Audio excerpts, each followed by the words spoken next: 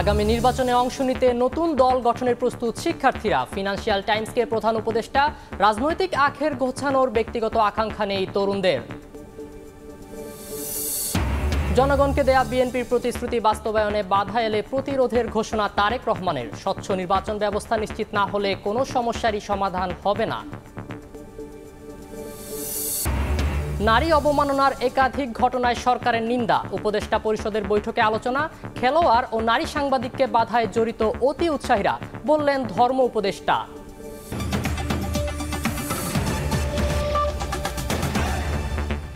প্রবাসের সময়ের সঙ্গে আছি আমি সাখাওয়াত হোসেন শাহ। বৈষম্য বিরোধী ছাত্র আন্দোলন রাজনৈতিক দল গঠনের পরিকল্পনা করছে বলে জানিয়েছেন অন্তর্বর্তী সরকারের প্রধান উপদেষ্টা ডক্টর মোহাম্মদ ইউনূস। ব্রিটিশ সংবাদ মাধ্যম ফিনান্সিয়াল টাইমসের পডকাস্টে অংশ নিয়ে তিনি আরও বলেন, এরই মধ্যে ছাত্ররা দেশ জুড়ে লোকজনকে সংগঠিত করছে। বিশ্ব অর্থনৈতিক ফোরামের বার্ষিক সম্মেলনে যোগ দিতে সম্প্রতি সুইজারল্যান্ডের দাভোস সফর করেন প্রধান উপদেষ্টা। সে সময় ব্রিটিশ সংবাদ মাধ্যমটির পডকাস্টে এসব কথা বলেন তিনি। তবে দল গঠনের প্রক্রিয়ায় চ্যালেঞ্জ থাকতে পারে বলেও মনে করেন ডক্টর ইউনূস। যদিও তিনি বলেন, তরুণেরা প্রতিশ্রুতিবদ্ধ, তাদের নিজেদের রাজনৈতিক আখের গোছানোর ব্যক্তিগত আকাঙ্ক্ষা নেই। রক্তের বিনিময়ে অর্জন তাদের রক্ষা করতে হবে, নয়তো সেগুলো সেই সব ব্যক্তি নিয়ে যাবে যারা বিগত প্রশাসন ও অন্যান্যের মতো সব কিছুর পুনরাবৃত্তি করার সুযোগ খুঁজছে।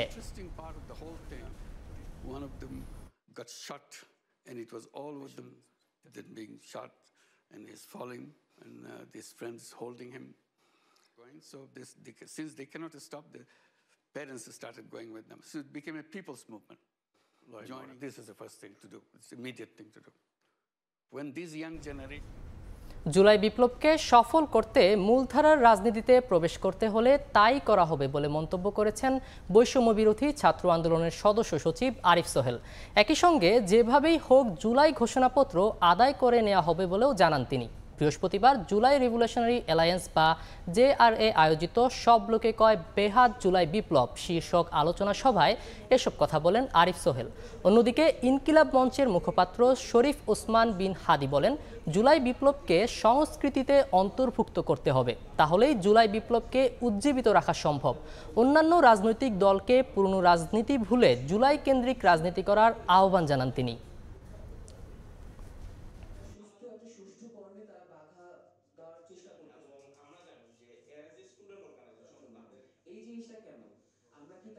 আমাদের ইচ্ছা হলো বিএনপিও নতুন রাজনীতি করুক জুলাইকে কেন্দ্র করে, জামাতও নতুন রাজনীতি করুক জুলাইকে কেন্দ্র করে। যদি আমাদেরকে বাংলাদেশের নতুন রাজনৈতিক বাস্তবতা, নতুন রাজনৈতিক ভবিষ্যতের জন্য মূলধারার পলিটিক্সে ঢুকতে হয়ও ঢুকবে, কিন্তু আমাদের একটা গ্রুপকে অবশ্যই রেভলিউশনারি চিন্তাটা মাথায় রেখে আলাদা থাকতে হবে, পার্লামেন্টারি পলিটিক্সের বাইরে থাকতে হবে। যদি এটা না হয় তাহলে জুলাইয়ের সেফগার্ডটা থাকবে না। আমরা তো রেভলিউশনারি গার্ড ওভাবে করতে পারি নাই, বিচারটা যেহেতু আমরা নিজেদের স্ট্রাকচার তৈরি করতে পারি নাই। জুলাই ঘোষণাপত্র আসার পরে আমাদের ওই ঘোষণাপত্রকে সংবিধান মেনে ফাংশন করতে হবে। বিএনপি দেরি করায় জুলাই ঘোষণাপত্র প্রকাশ পিছিয়েছে বলে জানিয়েছেন তথ্য উপদেষ্টা নাহিদ ইসলাম। তিনি জানান, সরকারে থেকে যুক্ত হবেন না নতুন দলে। বৃহস্পতিবার বিকেলে তথ্য ভবনে এক অনুষ্ঠান শেষে সাংবাদিকদের প্রশ্নের জবাবে এসব কথা বলেন নাহিদ ইসলাম। আরও বলেন, ফ্যাসিস্ট দল হিসেবে আওয়ামী লীগের রাজনীতি করার সুযোগ নেই। ফ্যাসিবাদের দোসররা ষড়যন্ত্র করলে সরকার কঠোর হাতে তা দমন করবে। গণমাধ্যমের স্বাধীনতার নামে ফ্যাসিবাদকে প্রশ্রয় দেওয়া হবে না বলেও জানান তিনি।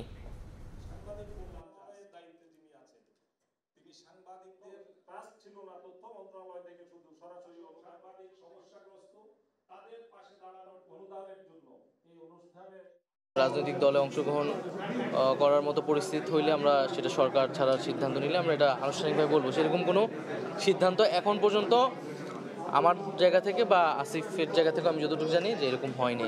এখনও আমরা এটা ভাবি না, আমরা তো সরকারের কার্যক্রমই করতেছি। তো এই আলাপটা আসছিল যখন আসলে কিছু রাজনৈতিক দল থেকে বলা হচ্ছিল যে সরকারের থেকে রাজনৈতিক দলে অংশগ্রহণ, তখন আমি বলেছিলাম যে কথার প্রেক্ষিতে যে নতুন রাজনৈতিক দল হোক বা অন্য কোনো রাজনৈতিক দল হলুক, আমরা সরকারে থাকা অবস্থায় সেটার সাথে সংশ্লিষ্ট হব না। এই ধরনের সংবাদ প্রচারের ক্ষেত্রে অবশ্যই একটু দায়িত্বশীল ভূমিকা পালন করলে আমাদের সবার জন্য ভালো। আমরা মনে করি যে আওয়ামী লীগ 15 বছর যে ফ্যাসিজম করেছে, জুলাই যে ধরনের গণহত্যা সংঘটিত হয়েছে, তারপরে আওয়ামী লীগের রাজনীতি করার আসলে অধিকার নাই। আওয়ামী লীগ নামে, আওয়ামী লীগ ব্যানারে আসলে রাজনীতি করার সুযোগ বাংলাদেশে থাকা উচিত না বলে আমরা মনে করি।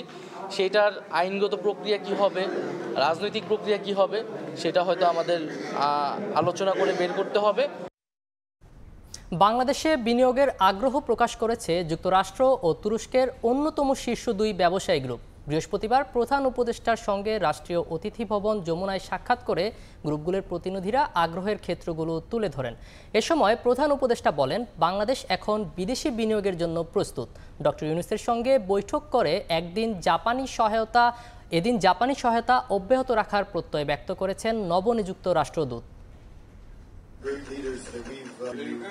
বৃহস্পতিবার বিকেলে রাষ্ট্রীয় অতিথি ভবন যমুনায় প্রধান উপদেষ্টার সঙ্গে সাক্ষাৎ করেন যুক্তরাষ্ট্রের অন্যতম শীর্ষ ব্যবসায়ী জেন্ট্রি বিচ। বাংলাদেশে তারা প্রতিষ্ঠানের বিদ্যমান ব্যবসা ও এর পরিসর বাড়ানোর আগ্রহের কথা জানান ডক্টর ইউনূসকে।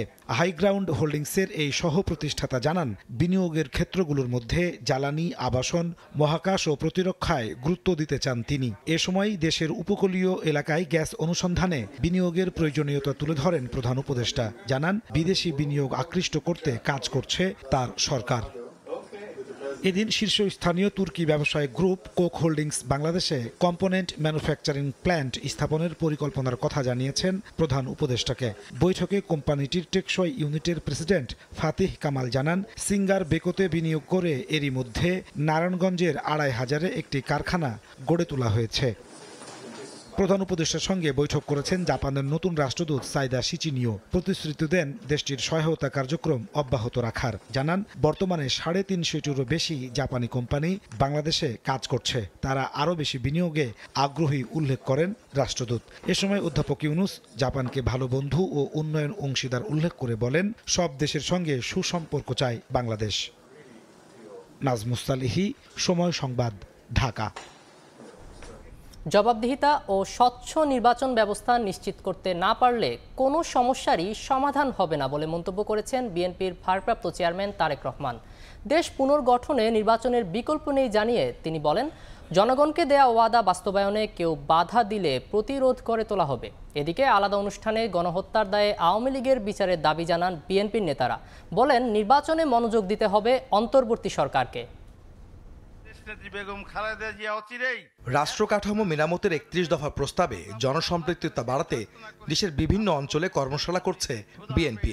যুক্তরাজ্য থেকে প্রতিদিনই ভার্চুয়ালি যুক্ত হয়ে সাধারণ মানুষের কাছে দল ও নিজের অবস্থান তুলে ধরছেন বিএনপির ভারপ্রাপ্ত চেয়ারম্যান তারেক রহমান।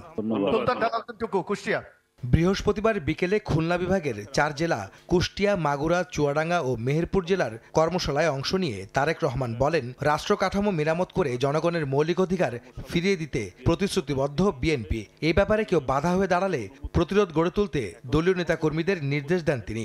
আমাদের এই লক্ষ্য এবং এই উদ্দেশ্যকে ৩১ দফার মাধ্যমে জনগণের পাশে দাঁড়ানোর যে আমাদের শপথ, এই শপথকে লক্ষ্যভ্রষ্ট করার জন্য যদি কেউ এমন কোনো অন্যায় করে থাকে, তার বিরুদ্ধে প্রতিবাদ এবং প্রতিরোধ আমরা গড়ে তুলব। এই হোক আমাদের প্রতিজ্ঞা। আমরা একটি নির্বাচন প্রত্যাশা করছি, যেই নির্বাচনে জনগণ সিদ্ধান্ত নেবে কে জনগণের দেখভাল করবে। একই দিন সকালে রাজধানীতে আলাদা আয়োজনে বিএনপির সিনিয়র ২ নেতা বলেন, গণহত্যার দায়ে বিচার হতে হবে আওয়ামী লীগের।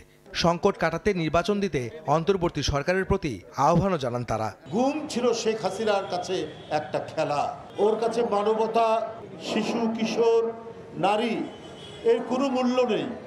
ওর কাছে একটাই মূল্য, সেটা হচ্ছে বাংলার সিংহাসনটা তার চাই। আপনি আবার হরতালের ডাক দেবেন আর মানুষ তাতে লাভ দিয়ে পড়বে।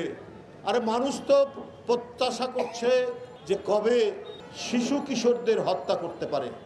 আর তো প্রচন্ড মানবতা বিরোধী অপরাধী। আপনি নিজের থেকে পদক্ষেপ যদি না নিতে পারেন, সেটি হবে দেশের জন্য, মানুষের জন্য দুঃখজনক ঘটনা।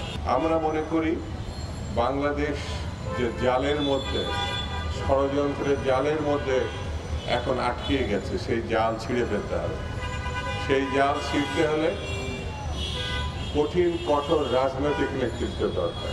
বিকেলে বিএনপি চেয়ারপারসনের গুলশান কার্যালয়ে বিএনপি মহাসচিব মির্জা ফখরুল ইসলাম আলমগীরের সঙ্গে বৈঠক করেছেন ইউরোপিয়ান পার্টনারশিপ ফর ডেমোক্রেসির একটি প্রতিনিধি দল। এ সময় বিএনপির স্থায়ী কমিটির সদস্য আমির খসরু মাহমুদ চৌধুরী ও সাংগঠনিক সম্পাদক শামা ওবায়েদ উপস্থিত ছিলেন। আহমেদ সালেহিন, সময় সংবাদ, ঢাকা। আগামী দিনে দুর্নীতিবাজরা আবারও যেন ক্ষমতায় আসতে না পারে সেজন্য সবাইকে সজাগ থাকার আহ্বান জানিয়েছেন জামায়াতের আমির ডাক্তার শফিকুর রহমান। বৃহস্পতিবার বিকেলে জয়পুরহাটের সার্কিট হাউস মাঠে দলের কর্মী সম্মেলনে তিনি এসব কথা বলেন। এ সময় ভোটার তালিকা সংশোধন করে হালনাগাদ করতে নির্বাচন কমিশনের প্রতি আহ্বান জানান দলটির সেক্রেটারি জেনারেল। বিস্তারিত রিপোর্টে। বৃহস্পতিবার বিকেলে জয়পুরহাটের সার্কিট হাউস মাঠে জামায়াতে ইসলামীর জেলা পর্যায়ের কর্মী সম্মেলন অনুষ্ঠিত হয়। এতে প্রধান অতিথি হিসেবে যোগ দেন সংগঠনের আমির ডাক্তার শফিকুর রহমান। সম্মেলনে জামায়াত আমির বলেন, আগামী দিনে দুর্নীতিবাজেরা আবারও ক্ষমতায় যেন না আসতে পারে সেজন্য সজাগ থাকতে হবে সবাইকে। অতীতে যারা মানুষের অধিকার লুণ্ঠন করেছে তাহলে ভবিষ্যতে আবার তাদেরকে ক্ষমতায় আনতে হবে, তাই না?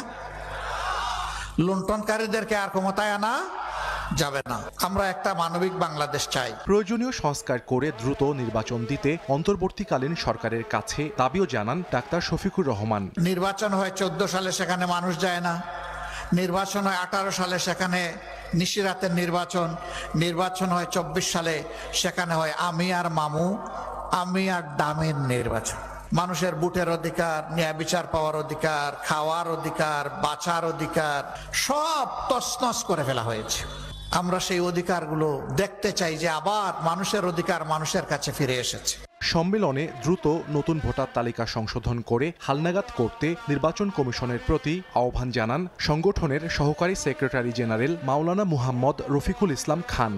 নতুন ফ্রেশ ভোটার তালিকা করা ছাড়া সঠিক ভোটার তালিকা বানানো সম্ভব হবে না।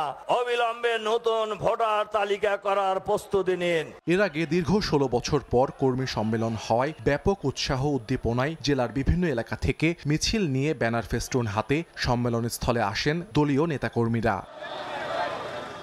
সময় সংবাদ, জয়পুরহাট। 24 ঘন্টার বেশি সময় অনশনে তিতুমির কলেজের শিক্ষার্থীরা। রাত 9টার পর সরকারের একটি প্রতিনিধি দল এলেও বাকবিতণ্ডা হয়নি কোনো সমাধান।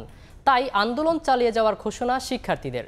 এদিকে দিনভর রাস্তা অবরোধে এখনও সড়কে দাঁড়িয়ে অনেক যানবাহন। এখনও স্লোগানে স্লোগানে উত্তাল তিতুমির কলেজ প্রাঙ্গণ। স্বতন্ত্র বিশ্ববিদ্যালয়ে রূপান্তরের দাবিতে 24 ঘন্টারও বেশি সময় ধরে অনশনে কলেজের একদল শিক্ষার্থী। দিনভর অনশন আর অবস্থান কর্মসূচির পর রাত 9টার দিকে ঘটনাস্থলে আসেন শিক্ষা মন্ত্রণালয়ের যুগ্ম সচিব মোহাম্মদ নুরুজ্জামানের নেতৃত্বে একটি প্রতিনিধি দল। সঙ্গে ছিলেন তিতুমির কলেজের অধ্যক্ষ অধ্যাপক ডক্টর শিপ্রা রানী মণ্ডল সহ কলেজের ঊর্ধ্বতন কর্মকর্তারা। তাদের সঙ্গে দীর্ঘ সময় বাকবিতণ্ডা হয় শিক্ষার্থীদের। পরে যুগ্ম সচিব জানান, তিতুমির কলেজকে বিশ্ববিদ্যালয়ে রূপান্তরের সিদ্ধান্ত তাৎক্ষণিকভাবে ঘোষণা করা সম্ভব নয়। তোমাদের দাবি যে অযৌক্তিক সেটা আমি একদম বলি না।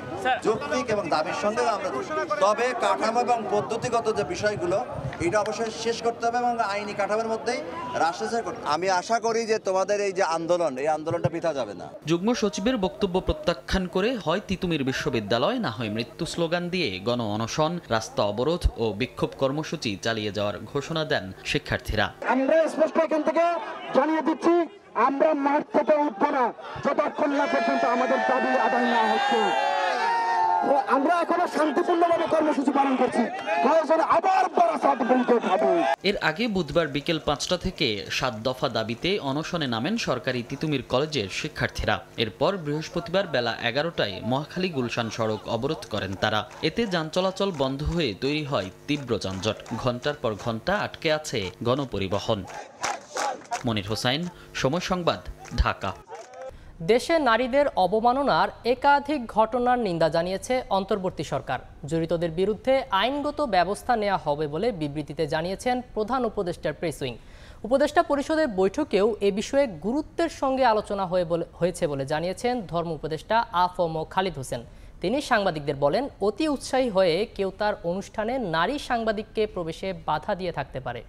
বাংলাদেশ চীন মৈত্রী সম্মেলন কেন্দ্রে কওমি উদ্যোক্তাদের আয়োজনে উদ্যোক্তা সম্মেলনে একজন নারী সাংবাদিককে প্রবেশে বাধা দেওয়ার অভিযোগ ওঠে। যে অনুষ্ঠানে প্রধান অতিথি ছিলেন ধর্ম উপদেষ্টা আফম খালিদ হোসেন। দেশে নারীদের অবমাননা করে একের পর এক ঘটনায় গভীর উদ্বেগ জানিয়েছে অন্তর্বর্তী সরকার। বৃহস্পতিবার প্রধান উপদেষ্টার প্রেস উইং থেকে দেয়া এক বিবৃতিতে এসব ঘটনার তীব্র নিন্দা জানানো হয় এবং দায়ী ব্যক্তিদের বিরুদ্ধে আইনি ব্যবস্থা নেওয়া হবে বলে উল্লেখ করা হয়। এদিকে বিভিন্ন স্থানে নারী খেলোয়াড়দের বাধা দেয়া ও নারী সাংবাদিকদের কাজ করতে না দেওয়ার বিষয়টি নিয়ে বৃহস্পতিবার উপদেষ্টা পরিষদের বৈঠকে গুরুত্বের সঙ্গে আলোচনা হয়েছে জানিয়ে সচিবালয়ে ধর্ম উপদেষ্টা সাংবাদিকদের জানান, অতি উৎসাহী কেউ তার অনুষ্ঠানে নারী সাংবাদিককে প্রবেশে বাধা দিয়ে থাকতে পারেন।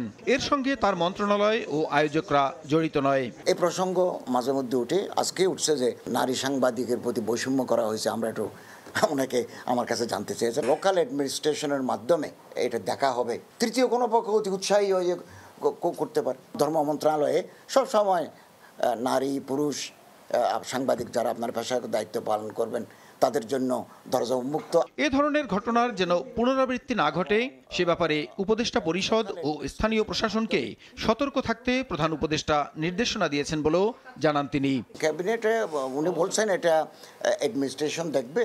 প্রসূন আশিস, সময় সংবাদ, ঢাকা। গ্রেফতারি পরোয়ানার ১০৯ আসামির মধ্যে গ্রেফতার মাত্র ৩৫। জুলাই হত্যার আসামিদের গ্রেফতারে পুলিশের গড়িমসি নিয়ে ক্ষোভ প্রকাশ করেছেন আন্তর্জাতিক অপরাধ ট্রাইব্যুনাল। প্রসিকিউশনকে উদ্দেশ্য করে ট্রাইব্যুনালের চেয়ারম্যান বলেছেন, তারা তামাশা করতে বসেননি। আইজিপি ডিএমপি কমিশনার যেই গাফিলতি করবেন তার বিরুদ্ধেও ব্যবস্থা নিতে হবে। বৃহস্পতিবার আরেক মামলায় ৩ পুলিশ কর্মকর্তার বিরুদ্ধে গ্রেফতারি পরোয়ানা জারি করেছেন বিশেষ ট্রাইব্যুনাল। আফজাল হোসেনের রিপোর্ট। জুলাই আগস্টের মানবতাবিরোধী অপরাধের মামলায় বৃহস্পতিবার দ্বিতীয়বারের মতো হাজির করা হয় পুলিশের সহকারী কমিশনার তানজিল আহমেদ ও যাত্রাবাড়ী থানার সাবেক ওসি আবুল হাসানকে। এই মামলায় পরোয়ানাভুক্ত আরও 4 আসামি এখনও পলাতক। এ সময় একজন প্রসিকিউটর আদালতকে বলেন, পরোয়ানার আদেশ বাস্তবায়ন নিয়ে গড়িমসি করছে পুলিশ।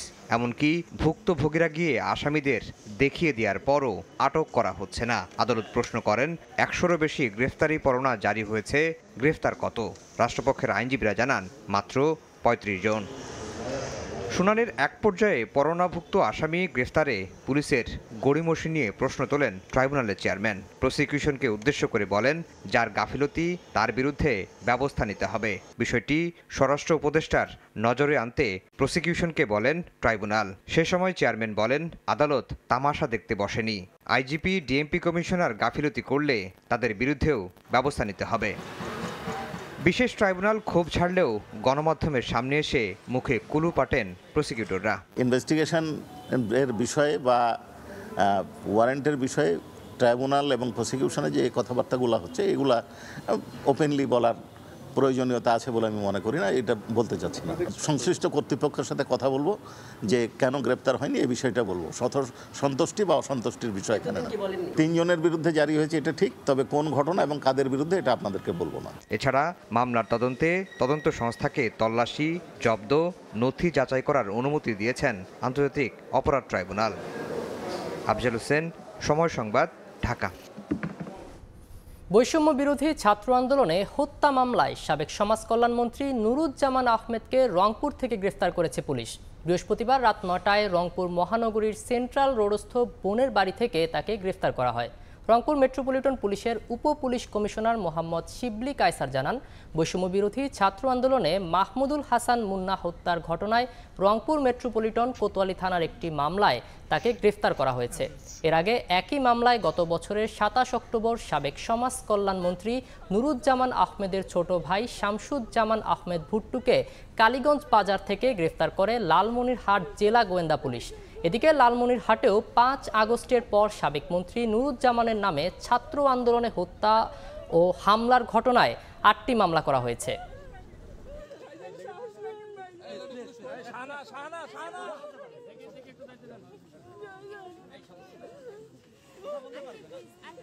জ্ঞাত আয় বহির্ভূত সম্পদ অর্জনের অভিযোগে দুদকের করা মামলায় আলাদা ধারায় খুলনা ২ আসনের সাবেক এমপি মিজানুর রহমান মিজানকে ৮ বছরের কারাদণ্ড দিয়েছেন আদালত।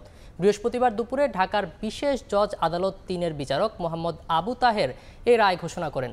রায়ে দুর্নীতি দমন কমিশন আইনের 26-এর 2 ধারায় 3 বছরের সশ্রম কারাদণ্ড, 20,000 টাকা অর্থদণ্ড, অনাদায়ে আরও 3 মাসের কারাদণ্ড দেওয়া হয়।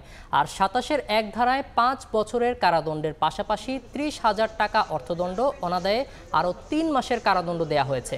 তবে 2 ধারার সাজা একই সঙ্গে চলবে, সেক্ষেত্রে তার সর্বোচ্চ 5 বছরের সাজা ভোগ করতে হবে বলে জানিয়েছেন আসামি পক্ষের আইনজীবী। এছাড়া জ্ঞাত আয় বহির্ভূত 1,44,50,000 টাকা বাজেয়াপ্তের নির্দেশ দিয়েছেন আদালত।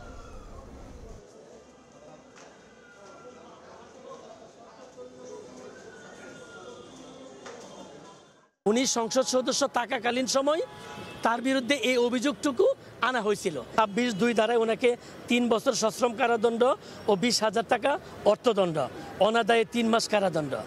একই আইনের 27-এর 1 ধারায় 5 বছরের সশ্রম কারাদণ্ড, 30,000 টাকা অর্থদণ্ড, অনাদায়ে আরও 3 মাস। আমরা আইনগত পদক্ষেপ আমরা উচ্চ আদালতে আপিল দায়ের করব। ক্ষমতার অপব্যবহার করে 3,83,00,000 টাকার অবৈধ সম্পদ অর্জন ও 42 কোটি টাকার অস্বাভাবিক লেনদেনের অভিযোগে ময়মনসিংহ 2 আসনের সংসদ সদস্য শরীফ আহমেদের বিরুদ্ধে মামলা করেছে দুদক। বৃহস্পতিবার ব্রিফিংয়ে দুদক মহাপরিচালক আক্তার হোসেন সাংবাদিকদের জানান, সাবেক এই সংসদ সদস্যের স্ত্রীসহ তার শ্বশুর শাশুড়ি ও 2 শ্যালকের নামেও অবৈধ সম্পদের তথ্য পেয়েছে সংস্থাটি। এদিকে গাজীপুরের টিউলিপ টেরিটরি সহ শেখ রেহানা পরিবারের 4টি বাংলো বাড়ির সন্ধান পেয়েছে। এসব সম্পদের বৈধতা খুঁজে দেখতে অনুসন্ধান শুরু করেছে সংস্থাটি। ময়মনসিংহের সাবেক এমপি এবং সাবেক গৃহায়ন ও গণপূর্ত প্রতিমন্ত্রী শরীফ আহমেদ শেখ হাসিনা সরকারের পতনের পর গা ঢাকা দেয়। এই আওয়ামী লীগ নেতার বিরুদ্ধে এবার বেরিয়ে এলো ক্ষমতার অপব্যবহার করে অবৈধ সম্পদ অর্জনের তথ্য। বৃহস্পতিবার ব্রিফিংয়ে দুদক মহাপরিচালক জানান, ক্ষমতায় থাকাকালীন 3,83,00,000 টাকার অবৈধ সম্পদ অর্জন এবং 42 কোটি টাকার অস্বাভাবিক লেনদেনের অভিযোগ রয়েছে সাবেক এই প্রতিমন্ত্রীর বিরুদ্ধে। শরীফ আহমেদ, প্রাক্তন সংসদ সদস্য ময়মনসিংহ 2 ও সাবেক প্রতিমন্ত্রী গৃহায়ন ও গণপূর্ত মন্ত্রণালয়, ঢাকা, ক্ষমতার অপব্যবহার করার মাধ্যমে অসাধু উপায়ে অর্জিত 3,83,50,000 টাকারও বেশি মূল্যের সম্পদ অর্জন এবং উক্ত সম্পদ বুক দখলে রেখে এবং 42,68,00,000 টাকারও বেশি অস্বাভাবিক লেনদেন করার মাধ্যমে অবৈধভাবে অর্জিত অর্থ স্থানান্তর, রূপান্তর এবং হস্তান্তর করার অপরাধে সংশ্লিষ্ট ধারায় আজ একটি মামলা রুজু হয়েছে। প্রতিমন্ত্রী থাকাকালীন তার স্ত্রী সহ শ্বশুর শাশুড়ি এমনকি 2 শ্যালকের নামে অবৈধ সম্পদের তথ্য পেয়েছে দুদক। জনাব শরীফ আহমেদের স্বার্থ সংশ্লিষ্ট তার স্ত্রী জনাব শেফালি বেগম, তার শ্বশুর জনাব গোলাম মুস্তফা, তার শাশুড়ি জনাব জাহানারা বেগম, তার শ্যালক মোহাম্মদ শাহ আলম এবং আরও একজন শ্যালক জনাব মোহাম্মদ শামীমের নামে বেনামে বিপুল পরিমাণ স্থাবর অস্থাবর সম্পদ রয়েছে মর্মে তথ্য রয়েছে। এছাড়া তাদের ব্যাংক হিসাবসমূহে বিপুল পরিমাণ লেনদেনের তথ্য পাওয়া যায়। এদিকে গাজীপুরে একের পর এক রিসোর্ট ও বাগানবাড়ির সন্ধান মিলেছে শেখ রেহানা পরিবারের সদস্যদের নামে। টিউলিপ টেরিটরি সহ শেখ রেহানা পরিবারের 4টি বাংলো বাড়ি সহ এসব সম্পদের বৈধতা খুঁজে দেখতে অনুসন্ধান শুরু করেছে দুদক। চট্টগ্রামের খাতুনগঞ্জে ইসলামী ব্যাংকের শাখা থেকে 852 কোটি টাকার অর্থ আত্মসাতের ঘটনায় এস আলম গ্রুপের চেয়ারম্যান সাইফুল আলম মাসুদ এবং তার ছেলে সহ 51 জনের বিরুদ্ধে মামলা করেছে দুদক। বৃহস্পতিবার চট্টগ্রাম আদালতে এই মামলা করে সংস্থাটি। সাদিকুর রহমান, সময় সংবাদ, ঢাকা। আম বয়ানের মধ্য দিয়ে শুরু হলো এবারের বিশ্ব ইজতেমার প্রথম পর্ব। টঙ্গীর তুরাগতিলে ঢল নেমেছে মুসল্লিদের। ছোট ছোট দলে ভাগ হয়ে জিকির আজগারে ব্যস্ত সময় পার করছেন আগতরা। এদিকে নিরাপত্তার চাদরে ঢেকে ফেলা হয়েছে গোটা ময়দান। ইসলামী দাওয়াতি আম্বয়ানের মধ্য দিয়ে পর্দা উঠল এবারের 58তম বিশ্ব ইজতেমার। বিশ্বের দ্বিতীয় বৃহত্তম মুসলিম জমায়েতের প্রতি বছরের মতো এবারও অংশ নিয়েছেন দেশ বিদেশের ধর্মপ্রাণ মানুষ। ছোট ছোট দলে ভাগ হয়ে দিনী আলোচনা শুনছেন মুসল্লিরা। জিম্মাদারদের অধীনে খিত্তায় খিত্তায় চলছে দিনী দাওয়াতের কাজ পরিচালনার শিক্ষা। বিশ্ব ইজতেমার প্রথম পর্ব হবে 2 ধাপের, মোট 6 দিন। প্রথম 3 দিনে অংশ নেবেন 41 জেলা আর ঢাকার একাংশ। পরের 3 দিন 22 জেলা আর ঢাকার অবশিষ্টাংশ। এখানে ইসলাম সম্পর্কে জানার জন্য আসছি। আমাদের বিশ্ব ইজতেমা সফল হোক, আল্লাহর কাছে আমরা এই কামনা করি। চাওয়া পাওয়ার একমাত্র এই হলো আল্লাহ পাকের নৈকট্য পাওয়া। এখানে আসা মানে আমাদের ঈমান এবং আমালকে নবায়ন করা।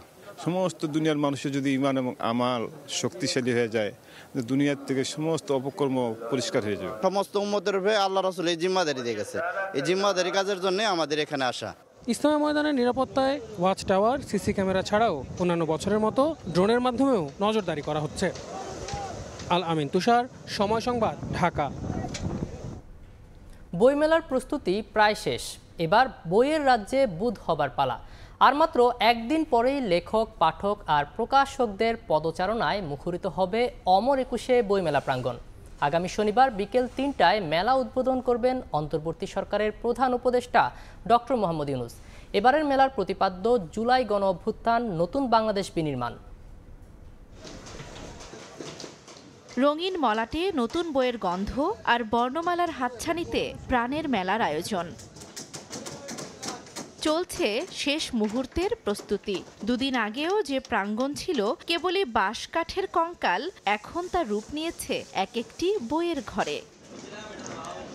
সারি সারি স্টল, প্যাভিলিয়ন জুড়ে এখন চলছে শেষ সময়ের তদারকি। বইয়ের তাকের নান্দনিক ডিজাইন আর রং তুলির শেষ প্রলেপ দিতে যেন দম ফেলার ফুরসত নেই কারিগরদের। আজ আর কালকের মধ্যে হয়ে যাবে, আমরা ডে নাইট কাজ করতেছি তো, সারা রাত কাজ করি। জুলাই অভ্যুত্থানের চেতনা ফুটিয়ে তুলতে এবারের মেলায় যুক্ত করা হয়েছে জুলাই চত্বর। মেলা কমিটির সদস্য সচিব জানিয়েছেন, এবারের মেলা হবে ইতিহাসের সবচেয়ে বড় পরিসরে। প্রস্তুতি প্রায় সবকিছু সম্পন্ন হয়ে গেছে। পরিসরের বিবেচনায় এবারের বইমেলাটা সবচেয়ে বড় বইমেলা হচ্ছে, কারণ ১০০-র মতো নতুন প্রতিষ্ঠান যুক্ত হয়েছে। বাঙালি জাতিসত্তাকে ধারণ করে গড়ে ওঠা বইমেলাকে ঘিরে মুছে যাবে সব বিভেদের রেখা, এমনটাই প্রত্যাশা বইপ্রেমীদের। প্রস্তুত লেখক, প্রস্তুত পাঠকও। এখন কেবলই বইকে ঘিরে মহা এই সাংস্কৃতিক উৎসবে মিলিত হবার পালা। জান্নাতুল দোলনা, সময় সংবাদ, ঢাকা। ওয়াশিংটন ডিসির মাঝ আকাশে সংঘর্ষে নদীতে বিধ্বস্ত হলো যাত্রীবাহী বিমান ও সামরিক হেলিকপ্টার। ৬৪ আরোহী নিয়ে আমেরিকান এয়ারলাইন্সের বিমান এবং ৩ সেনা সদস্য নিয়ে হেলিকপ্টারটি বিধ্বস্ত হয়। এখন পর্যন্ত ৩০ জনের মরদেহ উদ্ধার করা হয়েছে। পোটোমাক নদীতে চলছে উদ্ধার কাজ, যদিও কারো বেঁচে না থাকার আশঙ্কা করছে কর্তৃপক্ষ। এ দুর্ঘটনা এড়ানো সম্ভব ছিল বলে মন্তব্য করেছেন মার্কিন প্রেসিডেন্ট ডোনাল্ড ট্রাম্প। বিস্তারিত হাসানুজ্জামান সাকির রিপোর্টে। ওয়াশিংটনের আকাশে যাত্রীবাহী বিমানের সঙ্গে সামরিক হেলিকপ্টারের সংঘর্ষ।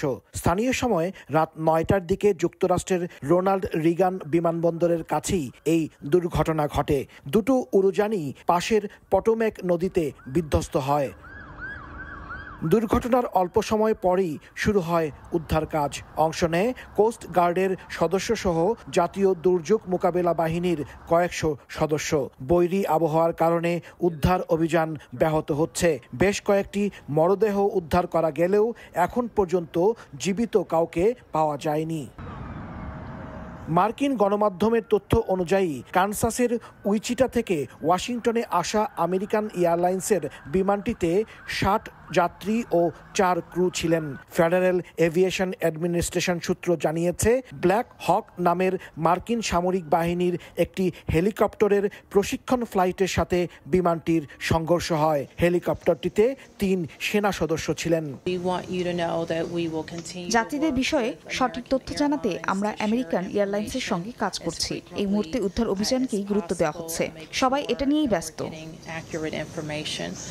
রিগান ন্যাশনাল এয়ারপোর্ট কর্তৃপক্ষ জানিয়েছে, সাময়িকভাবে বন্ধ রাখা হয়েছে বিমানবন্দরের কার্যক্রম। সংঘর্ষের কারণ উদ্ঘাটনে তদন্ত শুরু করেছে ফেডারেল এভিয়েশন অ্যাডমিনিস্ট্রেশন। তদন্তে নেমেছে এফবিআইও। এই ঘটনায় দুঃখ প্রকাশ করেছে আমেরিকান এয়ারলাইন্স কর্তৃপক্ষ। পুরো ঘটনা পর্যবেক্ষণ করছেন মার্কিন প্রেসিডেন্ট ডোনাল্ড ট্রাম্প। দুর্ঘটনা এড়ানো সম্ভব ছিল বলে মন্তব্য করেছেন তিনি। হাসানুজ্জামান সাকি, সময় সংবাদ, যুক্তরাষ্ট্র। তীব্র সমালোচনার মুখে মার্কিন জনগণকে দেয়া ফেডারেল সহায়তা বন্ধের আদেশ প্রত্যাহার করে নিয়েছেন ট্রাম্প প্রশাসন। ফলে যুক্তরাষ্ট্রে বসবাসকারীরা আগের মতোই সব সুযোগ সুবিধা পাবেন। তবে বিদেশি সহায়তা বন্ধে প্রেসিডেন্টের সিদ্ধান্ত বহাল আছে। এদিকে বুধবার অবৈধ অভিবাসী বিরোধী একটি বিলে সই করেছেন ট্রাম্প। অবৈধদের একাংশকে কুখ্যাত গুয়ান্তামো বে কারাগারে পাঠানোর পরিকল্পনার কথা জানান ট্রাম্প। নিউ ইয়র্ক থেকে Hasanuzzaman Shakir report. Donald Trump মার্কিন ক্ষমতার মসনদে বসেই একের পর এক তার নির্বাচনী প্রতিশ্রুতি বাস্তবায়ন করে চলেছেন। যুক্তরাষ্ট্রের বাজেট কমাতে ট্রাম্প কেবল বিশ্বের বিভিন্ন দেশকে সহায়তা দেয়াই অনেকাংশে বন্ধ করেননি, মার্কিন জনগণের জন্য ঋণ, অনুদান ও আর্থিক সহায়তা দেওয়ার সিদ্ধান্তের ওপরও স্থগিতাদেশ দেন। ট্রাম্পের ওই নির্বাহী আদেশে যুক্তরাষ্ট্র জুড়ে ব্যাপক প্রতিক্রিয়া দেখা দেয়। মার্কিন জনগণ কি সুযোগ সুবিধা পাবেন আর কি পাবেন না তা নিয়েও বিভ্রান্তি ছড়িয়ে পড়ে। তীব্র সমালোচনা ও প্রশ্নের মুখে অবশেষে পিছু হটেছে হোয়াইট হাউস। নির্বাহী আদেশের দুদিনের মাথায় বুধবার তা প্রত্যাহারের ঘোষণা দিল ট্রাম্প প্রশাসন। হোয়াইট হাউসের ম্যানেজমেন্ট ও বাজেট অফিস প্রেসিডেন্টের নির্বাহী আদেশ প্রত্যাহার সংক্রান্ত নতুন এক স্মারকলিপি জারি করেছে। ট্রাম্পের press secretary Karoline Leavitt x হ্যান্ডেলে দেয়া এক পোস্টে জানিয়েছেন, সোমবার দেয়া প্রেসিডেন্টের নির্বাহী আদেশটি বাতিল করা হয়েছে। তবে বেশ কিছু ক্ষেত্রে বিদেশি সহায়তা স্থগিত করার প্রেসিডেন্টের সিদ্ধান্ত বহাল আছে বলে জানিয়েছেন তিনি।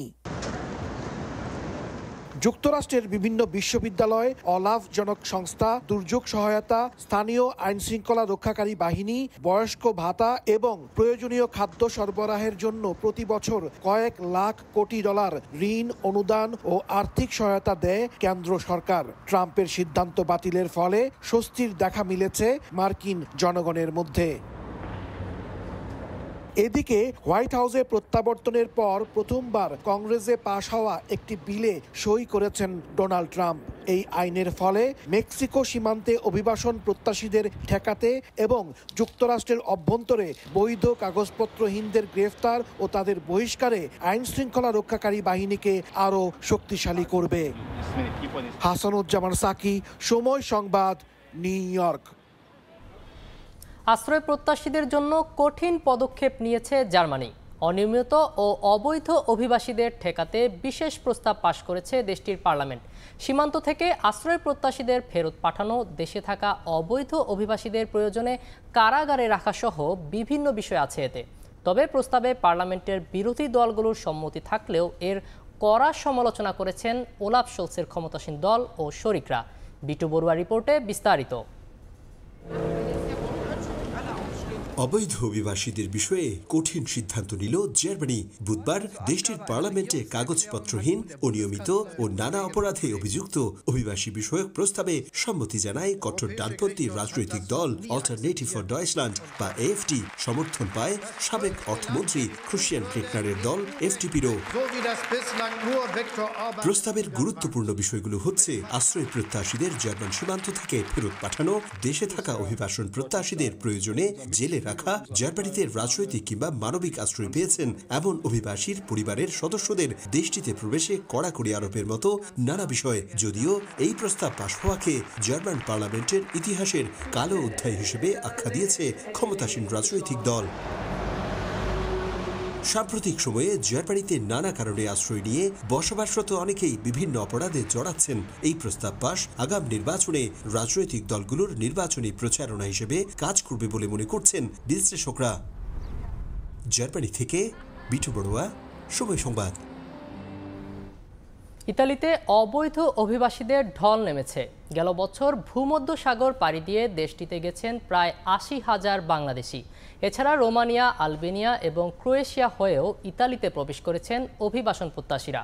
আর এসব অভিবাসন প্রত্যাশীর বেশিরভাগেরই রাজনৈতিক আশ্রয়ের আবেদন বাতিল করে দিচ্ছে মেলোনি সরকার। অবৈধ পথ পরিহারের আহ্বান প্রবাসী বাংলাদেশিদের। ইতালি থেকে হাসান মাহমুদের রিপোর্ট। কোনোভাবেই অবৈধ অভিবাসীদের প্রবেশ ঠেকাতে পারছে না ইতালির কট্টর ডানপন্থী মেলোনি সরকার। ভূমধ্যসাগর পাড়ি দিয়ে দেশটিতে অবৈধভাবে প্রবেশে শীর্ষে অবস্থান করছেন বাংলাদেশি অভিবাসন প্রত্যাশীরা। ইতালির স্বরাষ্ট্র মন্ত্রণালয়ের এক পরিসংখ্যান থেকে জানা যায়, গেল বছর ভূমধ্যসাগর পাড়ি দিয়ে ইতালিতে এসেছেন ৭৯,৯২৫ বাংলাদেশি। এদের মধ্যে গেল ডিসেম্বরেই গেছেন ১৩,০০০-এরও বেশি। এছাড়া আলবেনিয়া, রোমানিয়া এবং ক্রোয়েশিয়ায় শ্রমিক ভিসায় গিয়ে বাংলাদেশি দালালদের মাধ্যমে সড়ক পথে ইতালিতে পৌঁছাচ্ছেন অনেকে। অবৈধভাবে প্রবেশের সময় সীমান্তে ধরা পড়ে অনেকে রাজনৈতিক আশ্রয় চাইছেন। তবে ভুল আর মিথ্যা তথ্য দেয় তাদের বেশিরভাগেরই আবেদন বাতিল করছে ইতালি প্রশাসন। অবৈধ পথে ইতালিতে না আসার পরামর্শ দেশটিতে বসবাসরত প্রবাসী বাংলাদেশিদের। আপনারা যারা যারা অবৈধ পথে এখানে এসে ভাবছেন যে উন্নতি করতে পারবেন, কিছু করতে পারবেন, আসলে এরকম কিছুই না। ইতালিতে যারা লাখ লাখ টাকা খরচ করে আসেন, বৈধতা পাওয়ার কোনো সুযোগই এখানে নাই। অতএব আমি মনে করি এটা পরিহার করাই উচিত। আলবানিয়া, রোমানিয়া, ক্রোয়েশিয়া হয়ে অনেক বাংলাদেশি ইতালিতে ঢুকছেন। ওনারা সরকারি আশ্রয় প্রার্থনা করলেও প্রায় ৯৭% আবেদনই খারিজ করে দেওয়া হচ্ছে। আলবেনিয়ার সাথে চুক্তি করে সেখানে অবৈধ অভিবাসীদের জন্য আশ্রয়কেন্দ্র তৈরি করেছে ইতালি সরকার। আন্তর্জাতিক জলসীমা থেকে আটক করা অনেককে আশ্রয়কেন্দ্রে পাঠানো হচ্ছে। গেল কদিনে বেশ কিছু বাংলাদেশি সহ অনেক অবৈধ অভিবাসীকে সেখানে পাঠানো হয়েছে বলে জানা গেছে। ইতালির রোম থেকে হাসান মাহমুদ, সময় সংবাদ। প্রবাসীদের সমস্যা নিরসনে কাজ করছে অন্তর্বর্তী সরকার। সৌদি আরবে কর্মরত বাংলাদেশি শ্রমিকদের সঙ্গে সাক্ষাৎ করে একথা জানান প্রবাসী কল্যাণ ও বৈদেশিক কর্মসংস্থান মন্ত্রণালয়ের উপদেষ্টা ডক্টর আসিফ নজরুল। সম্প্রতি দেশটির আল খার্স এলাকার কৃষি খামারে গিয়ে সেখানকার শ্রমিকদের সঙ্গে কথা বলেন তিনি। শ্রমিকরা তাকে বিদেশের মাটিতে নানা চাহিদা ও অসুবিধার কথা জানান। এ সময় ডক্টর আসিফ নজরুল জানান, প্রবাসীদের সমস্যার বিষয়ে যথাযথ পদক্ষেপ নেবে অন্তর্বর্তী সরকার। প্রবাসী শ্রমিকদের জন্য ভবিষ্যতে আরও উন্নত পরিষেবা ও নিরাপত্তা নিশ্চিত করতে সরকারের বিভিন্ন উদ্যোগের কথাও জানান তিনি। একই সঙ্গে কৃতজ্ঞতা জানান রেমিটেন্স পাঠিয়ে দেশের অর্থনীতিতে ব্যাপক অবদান রাখার জন্য।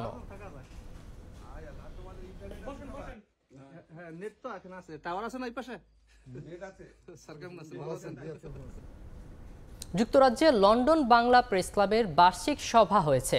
পূর্ব লন্ডনের কমার্শিয়াল রোডে লন্ডন এন্টারপ্রাইজ একাডেমি হলে এই সভা অনুষ্ঠিত হয়। এতে অংশ নেন ক্লাবটির সভাপতি, সাধারণ সম্পাদক সহ আরও অনেকে। অনুষ্ঠানের শুরুতে আর্থিক রিপোর্টের উপর আলোচনা করা হয়। এরপর সাধারণ সম্পাদকের কার্যবিবরণী নিয়ে কথা বলেন বক্তারা। সভায় গত এক বছর সর্বোচ্চ খবর প্রকাশ এবং সংবাদ সম্মেলনে উপস্থিত হয়ে বিশেষ ভূমিকা রাখায় highest reporting and presence award পান খালেদ মাসুদ রনি।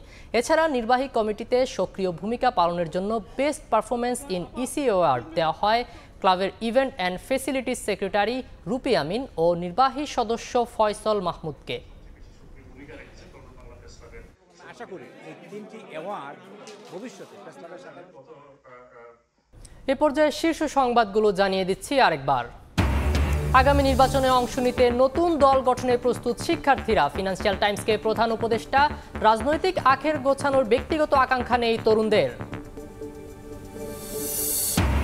জনগণকে দেয়া বিএনপির প্রতিশ্রুতি বাস্তবায়নে বাধা এলে প্রতিরোধের ঘোষণা তারেক রহমানের। স্বচ্ছ নির্বাচন ব্যবস্থা নিশ্চিত না হলে কোনো সমস্যারই সমাধান হবে না।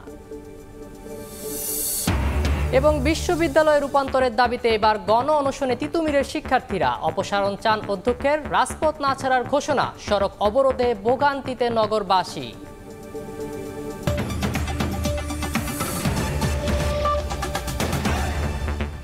এই ছিল প্রবাসের সময়। সঙ্গেই থাকুন সময়ের।